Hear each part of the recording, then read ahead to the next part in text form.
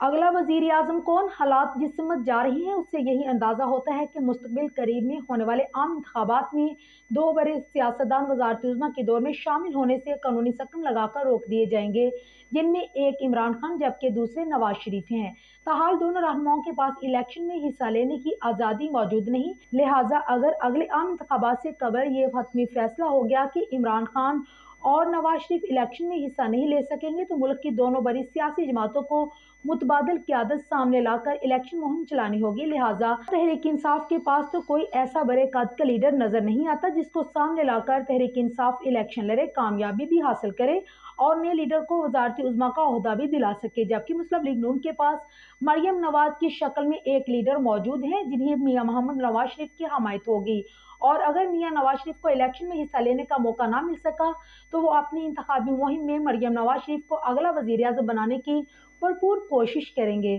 جبکہ نون لیگ کی اس مہم میں میاں شہباز شریف سمیت پوری پارٹی ان کے ساتھ ہوگی۔